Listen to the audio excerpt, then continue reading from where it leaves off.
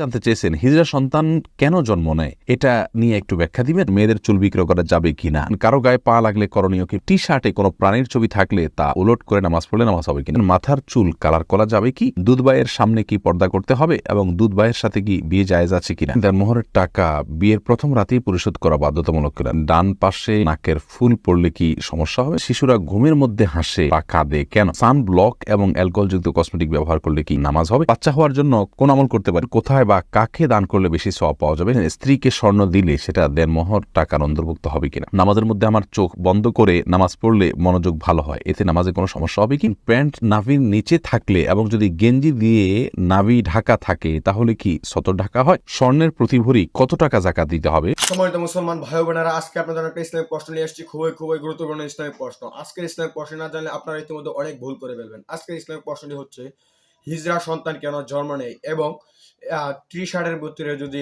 মানুষের ছবি থাকে সেই টি শার্টে উল্টে পরে নামাজ পড়া যাবে কিনা এবং চুল কালার করা যাবে কিনা, দুধ ভাই এর সামনে কি পর্দা করতে হবে, তার সাথে কি বিয়ে জায়েজ, এই নিয়ে আজকে ইসলামিক প্রশ্নটি, এবং বিয়ের দিনে কি দেড়মহল পরিশোধ করতে হবে কি বাধ্যতামূলক নাকি, এই নিয়ে আজকে ইসলামিক প্রশ্নটি। আসুন ইসলামিক প্রশ্নের উত্তরগুলো শেখ আহমেদুল্লাহ এর কাছ থেকে জেনে নেই। শেখ আহমেদুল্লাহ এই উত্তরগুলো কি? মাইনুদ্দিন হাসান নোবেল, আপনি জানতে চেয়েছেন টি শার্টে কোনো প্রাণীর ছবি থাকলে তা উলট করে নামাজ পড়লে নামাজ হবে কিনা, উল্টা করলে নামাজ হয়ে যাবে। সুফিয়া খাতুন জানতে চেয়েছেন মেয়েদের চুল বিক্রয় করা যাবে কিনা, না, শরীরের কোনো অঙ্গ মানুষের বিক্রি করা যায় না, এটা দান করে দেওয়া যেতে পারে, যদি কারোর প্রয়োজন হয় তিনি ব্যবহার করবেন। রুবাইয়া রোমানা, আপনি জানতে চেয়েছেন ডান পাশে নাকের ফুল পড়লে কি সমস্যা হবে, কোনো অসুবিধা নেই, ডান পাশে বাম পাশে আপনি নাকের ফুল কোন পাশে পড়বেন সম্পূর্ণ আপনার ব্যাপার, কোনো অসুবিধা নেই। তবে যদি ডান বাম দুইটাতেই ব্যবহার করার মতো অপশন থাকবে তাহলে সেক্ষেত্রে ডানকে আল্লাহ তারা পছন্দ করেন, আগে ডান দিয়ে শুরু করাটাকে আল্লাহ তারা পছন্দ করেন। শ্রাবণ মেঘ এআইডি থেকে আপনি প্রশ্ন করেছেন সান ব্লক এবং অ্যালকোহলযুক্ত কসমেটিক ব্যবহার করলে কি নামাজ হবে। অ্যালকোহলযুক্ত কসমেটিক ব্যবহার করার কিছুটা সময় বিলম্ব করে নামাজ পড়লে অ্যালকোহলটা বাষ্প হয়ে চলে যাবে, ইনশাআল্লাহ তাদের নামাজ হয়ে যাবে। জারি আহমেদ জানতে চেয়েছেন মানুষ মারা যাবার পর লাশ থেকে মাপ চাইতে বলে, এটা কি ঠিক? না, এটা ঠিক নয়, তবে ওই ব্যক্তির পক্ষ থেকে সবার কাছে মাপ চাওয়া যেতে পারে, সেটি ভিন্ন বিষয়। ইমরান শরীফ বিল্লাস, আপনি জানতে চেয়েছেন দুধ ভাইয়ের সামনে কি পর্দা করতে হবে এবং দুধ ভাইয়ের সাথে কি বিয়ে জায়েজ আছে কিনা। দুধ ভাইয়ের সাথে বিয়ে পর্দা করতে হবে না, দেখা দেওয়া যাবে, আর যার সাথে দেখা দেওয়া যাবে তার সঙ্গে বিয়ে জায়েজ নাই, যার কারণে দুধ ভাইকে বিবাহ করা হারাম। এরপরে মোহাম্মদ মনির হোসেন জানতে চেয়েছেন স্ত্রীকে স্বর্ণ দিলে সেটা দেনমোহর টাকার অন্তর্ভুক্ত হবে কিনা। জি, অবশ্যই হতে পারে। আপনি স্ত্রীকে যদি স্বর্ণ দেন তাহলে সেটাকে আপনি স্ত্রীকে দেনমোহর হিসাবে যদি টাকা দেন সেটা যেমন কাউন্ট হবে, স্বর্ণ দিলে বা রূপা দিলে কোনো গহনা দিলে সেটাকেও আপনি দেনমোহর হিসাবে কাউন্ট করতে পারবেন।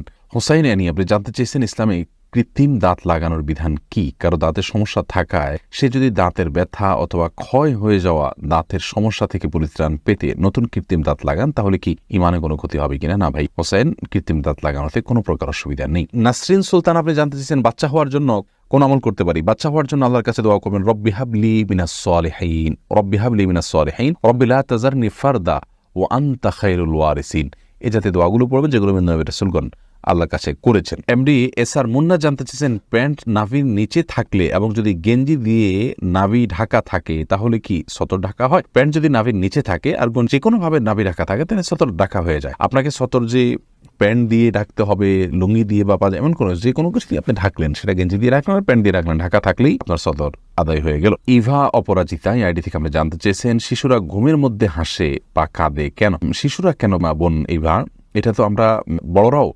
ঘুমের মধ্যে কিন্তু হাসি এবং কেঁদে থাকি, অর্থাৎ হাসি কান্না ঘুমের মধ্যে এটা হয়ে থাকে সাধারণত। মানুষ যখন স্বপ্ন দেখে তখন শিশুরাও কিন্তু স্বপ্ন দেখে, আর সেই স্বপ্ন দেখার পরেই তারা হাসে বা কাঁদে, স্বপ্নের অবস্থার উপর নির্ভর করে। ফাহমিদ গাজী জানতেছেন স্বর্ণের প্রতি ভরি কত টাকা যাকাত দিতে হবে। ভাই ফাহমিদ, এটা স্বর্ণের যদি এই পরিমাণ স্বর্ণ থাকে যে শুধু স্বর্ণ থাকলে 85 গ্রামের নিচে থাকলে যাকাত আসবে না, 85 গ্রাম হলে বা তার বেশি হলে তখন যাকাত আসবে। এক্ষেত্রে প্রতি গ্রামের মূল্য কি, পুরো স্বর্ণটার বিক্রি করতে গেলে এখন মূল্য কত পাওয়া যাবে, সে বিক্রির উপরে 2.5% হারে আপনি যাকাত দিতে হবে। আনোয়ারুল ইসলাম জানতে চেয়েছেন কোথায় বা কাকে দান করলে বেশি সওয়াব পাওয়া যাবে। সবচেয়ে বেশি সওয়াব পাওয়া যাবে ভাই আনোয়ার আপনার নিকটাত্মীয়দেরকে দান করলে। নবী সাল্লাল্লাহু আলাইহি ওয়াসাল্লাম সাদাকা সম্পর্কে বলেছেন ইবদা বিমান তাউল, তোমার নিকটাত্মীয় যারা তাদেরকে দিয়ে তুমি সাদাকা দান শুরু করো, যেমন ভাই বোন ভাতিজা ভাগনা ভাগ্নি, এদেরকে দিয়ে আপনি শুরু করবেন, চাচা ফুফু তাদের ছেলে মেয়ে, তারপরে অন্যদের দিকে যাবেন, অর্থাৎ যত নিকটাত্মীয় তাদেরকে দিলে বেশি সওয়াব হবে। সুমন আমি জানতেছেন কারো গায়ে পা লাগলে করণীয় কি। ভাই সুমন, এটি যেহেতু আমাদের সমাজে দর্শনীয় মনে করা হয়, ত্রুটির বিষয় মনে করা হয়, সেজন্য কারোর গায়ে যদি পাও লেগে থাকে তাহলে সেক্ষেত্রে ওই ব্যক্তিকে সম্মান করা উচিত, যাতে তার অসম্মান না হয়। তাকে এটা বোঝানো উচিত যে আমার অনিচ্ছা লেগেছে, বাস এটা করা যেতে পারে, এটাতে কোনো অসুবিধা নেই। অ্যারাবিয়ানরা কারোর গায়ে পা লাগলে সেটা কোনো দোষণীয় মনে করে না, যার কারণে তাদের ওখানে বিশেষ কোনো কিছু করার নাই। এটা আমাদের অঞ্চলে যেহেতু এটা দোষের ওরফের ভাষাকে, এটা কিন্তু আমাদের অঞ্চলের ভাষা, আমরা এটাকে খারাপ কোনো এক জায়গায় একটা ভাষা যখন গালি হিসেবে ব্যবহার করা হয় সেটা ব্যবহার করা গুনাহ।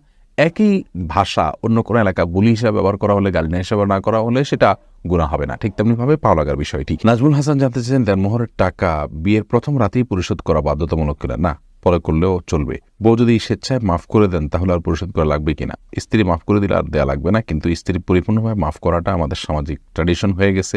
সেটা শুরুর দিকে লজ্জা পড়ে অনেক সময় মাফ করে দেয়, এই মাফ করার উপরে নির্ভর করা উচিত নয়, বরং পরবর্তীতে আপনি দিলেন, স্ত্রী কিছু ছাড়লে আল্লাহ তাআলা বলছেন ফাকুলু হানিয়াম মারিয়া, তাহলে সেটাকে আপনি খেতে পারেন, কিন্তু পুরোটা মাফ করে নেবেন এটা তো এক ধরনের জুলুম। পরিবার থেকে পরিশোধ করা যাবে কি না? জি, যে কেউ আপনার দেনমোহর পরিশোধ করে দিতে পারে, কোনো অসুবিধা নেই। সোহেল রানা জানতে চেয়েছেন হিজড়া সন্তান কেন জন্ম নেয়, এটা নিয়ে একটু ব্যাখ্যা দিবেন। এ বিষয়ে আমার কোনো ইলম নাই ভাই সোহেল রানা, যে হিজড়া সন্তান কেন জন্ম নেয়। আল্লাহ রাব্বুল আলামিন তাদেরকে সৃষ্টি করেছেন, তারা তাদের সৃষ্টিগত কিছুটা ত্রুটি রয়েছে, এর বাইরে কিছু নয়। এটার কোনো বৈজ্ঞানিক গ্রহণযোগ্য ব্যাখ্যা আছে কিনা ইসলামী শরীয়তের দৃষ্টিকোণ থেকে আমার জানা নেই, বা ইসলামী শরীয়তের দৃষ্টিকোণ থেকেও এটার কোনো ব্যাখ্যা নির্দিষ্ট করে আলাদা আছে বলে আমার জানা নেই। এমনি মনসুর আলী আপনি জানতে চেয়েছেন মাথার চুল কালার করা যাবে কি? ভাই মনসুর, মাথার চুল এটা কালার করা যাবে। নবী সাল্লাল্লাহু আলাইহি সাল্লাম বলেছেন যদি আমাদের চুল দাড়িগুলো সাদা হয়ে যায় তাহলে সেগুলোকে আমরা যেন ভিন্ন রঙে রূপান্তর করি, কিন্তু ওয়াজান্নিবু সাওয়াদ তিনি আরও বলেছেন যে কালো কালার থেকে তোমরা বেঁচে থাকবে। তার মানে কালো ছাড়া অন্য যে কোনো রঙে রঙিন করতে পারেন, তবে যে রঙে রঙিন করবেন সেটা যেন ন্যাচারাল রং হয়, সেটা যেন আলাদা কোনো আবরণ সৃষ্টি না করে আমাদের চুল বা দাড়ির উপরে। এই বিষয়টি আমাদেরকে মূলত খেয়াল করতে হবে, ব্যাস, তাহলে সেক্ষেত্রে চলবে, অন্য কোনো আর বিষয় খেয়াল না করলেও চলবে। কিন্তু চুল সাদা হয়ে গেলে সেটাকে অন্য রঙে রঙিন করা এটা সুন্নাহ এবং হাদিস দ্বারা নির্দেশিত।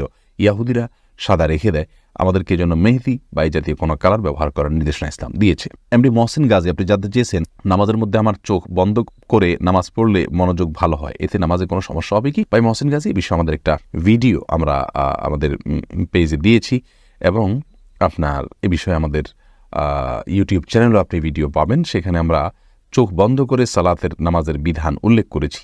মৌলিকভাবে মনে রাখতে হবে যে সালাতের মধ্যে চোখ বন্ধ করা, এই জিনিসটা সালাতের মধ্যে চোখ বন্ধ করে রাখাটা ইসলামী শরীয়তের দৃষ্টিকোণ থেকে প্রাথমিকভাবে সাধারণ অবস্থাতে এটা প্রশংসনীয় কোনো কাজ নয়, বরং একজন ইমানদার সালাতের মধ্যে চোখ খোলা রেখে সালাত আদায় করবেন। হ্যাঁ, কখনো তার মনোযোগ সৃষ্টি করার জন্য বিশেষ পরিস্থিতিতে তিনি যদি চোখ বন্ধ করেন তাহলে ঠিক আছে, তাতে কোনো অসুবিধা নেই।